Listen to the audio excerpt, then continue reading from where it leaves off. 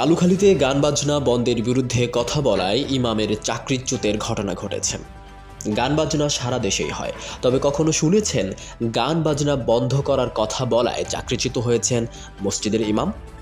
রাজবাড়ীর কালুখালী উপজেলার রতনদিয়া ইউনিয়নের লস্করদিয়া শালেপুর কাজীবাড়ি জামে মসজিদের ইমামের সাথে এমনই এক ঘটনা ঘটেছে।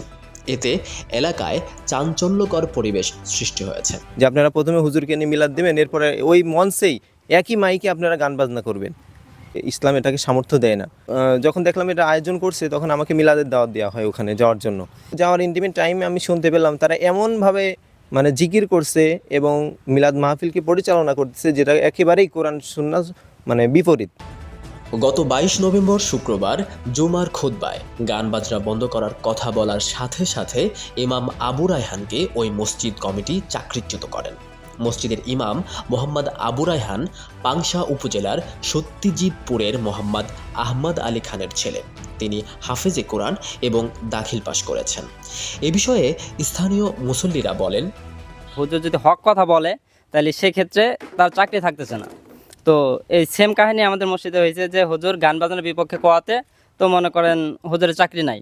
তো আমার কথা হলো যে হুজুর যা খেতে তার তো সমস্যা নাই, কিন্তু আমার কথা যেন কোনো আলেম যখন আসবে তখন অবশ্যই যেন তার হক কথা সে মন খোলাসা ভালোভাবে বলতে পারে। এবং কি আমি এতটুকু রিকোয়েস্ট করবো যে যারা কমিটিতে আছে এবং তাদেরও বলা উচিত যে হুজুর হক কথা বলবে, এতে তো আমাদের কিছু নাই। মসজিদের কাছে আমাদের এই যে আসান পিসাব নামে পরিচিত আমাদের এলাকায়, তার বাড়ি মনে করেন যে প্রতিবারই এইসব এই যে প্রথমে মিলাদ, পরে মনে করেন গান বাজনা, এবং কি তারপরের দিনও গান বাজনা হয়। তারপরে লাস্টের দিন মনে করেন যে মায়া লোকায় না হেরে মনে করেন যে যাত্রাপালা একটাই করে। আমাদের অনেক একটা কষ্ট হয় যারা আমরা নামাজ কালাম পড়ি। তারপরে মনে করেন 3 দিন শেষ হওয়ার পরে গত জুমা, কালকে যে জুমাটা গেছে, এই জুমায় মনে করেন যে এই গান নিয়ে আলোচনা করে। তিনি যেই কথাগুলো বলছেন সব কিছু আমাদের ধর্ম অনুযায়ী, রাসূল সাল্লাল্লাহু আলাইহি ওয়াসাল্লাম যেটা বলছেন সেই হাদিসের উদ্ধৃতি দিয়েই বলছেন।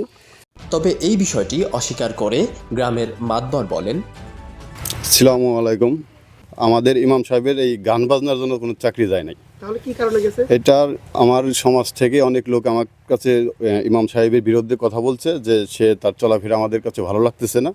তোমরা যদি এই মোল্লাকে রাখো তাহলে আমরা বেতন দিতে পারবো না, অথবা খাবারও দিতে পারবো না।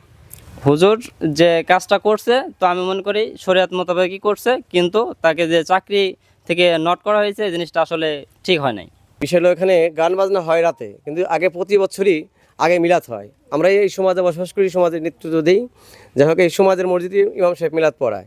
সেই সূত্রে আমাদেরও দাওয়াত ছিল, ইমামের দাওয়াত দিছে ওই বাড়ির তরফ থেকে। আমরা আসলে নামাজ এখানে ইমামের সাথে একসাথে পড়ি, কিন্তু ইমাম সাহেব আমাকে বললো, আমি বললাম ভাই চলেন যে মিলাদ পড়ে আসি। উনি বললো ঠিক আছে আপনি যান, আমি আসতেছি, কিন্তু উনি আর যায় নাই। পরের দিন আমরা জুম্মার দিন এসে পরের দিন ওখানে জিজ্ঞাসা করলাম যে ভাই আপনি তো না গেলে মানা করতে পারতেন, আমরা একটা ব্যবস্থা নিতে পারতাম। যেহেতু এখন ইমাম নাই, আরও 10টা ইমাম যারা এর সমস্যা না, যেহেতু আমরা সমাজের মক্কেল, আমরা সমাজ চালাই বা আমাদের সমাজ সব কিছু ভালো মতো দেখতে হয়, সেজন্য তো আমার জবাব দিতে করতে হবে। কিন্তু আপনি আমাকে মানা করতেন, আমি 8টা ইমাম সাহেব ব্যবস্থা করতাম ওখানে, আপনি গেলেন না কেন?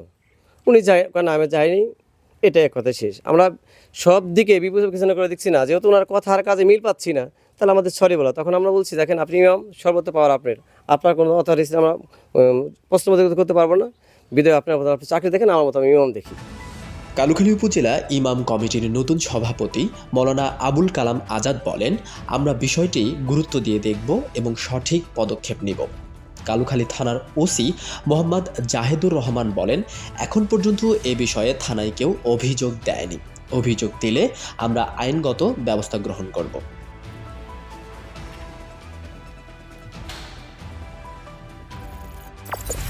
কালুখালী টুডে, শিকড়ের টানে মাতৃভূমির প্রাণে।